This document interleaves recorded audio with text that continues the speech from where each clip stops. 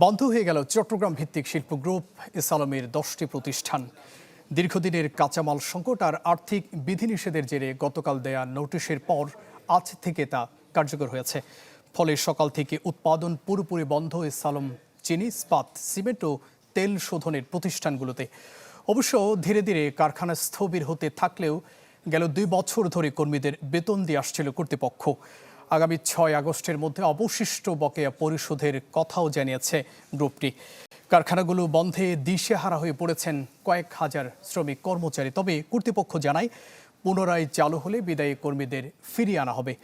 তবে অন্যান্য প্রতিষ্ঠান বন্ধ হলেও চালু রয়েছে বাঁশখালীতে চীনের সাথে সালমের যৌথ মালিকানার বিদ্যুৎ কেন্দ্র এসএস পাওয়ার। আমরা 3 শিফটে কাজ করতাম। 3 শিফটে 1200-1400 টন প্রোডাকশন হতো। বৃহস্পতিবার ডিউটি করে শুক্রবার বন্ধ থাকবে। এখন দেখতেছি চাকরি চলে গেছে, চাকরি নেই।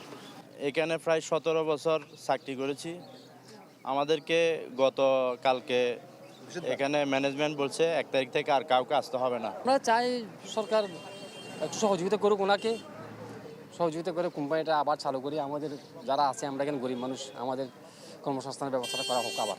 এখন এই মেশিনগুলো যদি অনেক দিন যদি বসে থাকে, অলরেডি নষ্টর দিকে আছে। বাকি যেগুলো আছে এগুলো 100% নষ্ট হয়ে যাবে বসে থাকতে থাকতে। তাইলে এই মেলটা পুরো স্ক্র্যাপ হয়ে যাবে। আমরা চাচ্ছি সরকারের সুদৃষ্টি আকর্ষণ করতেছি যাতে এই মেলটা যাতে আবার চালু করে, হয় মাসুদ সাহেব হোক বা অন্য মারফত হোক, যে কোনো মারফতে মেলটা চালু হোক।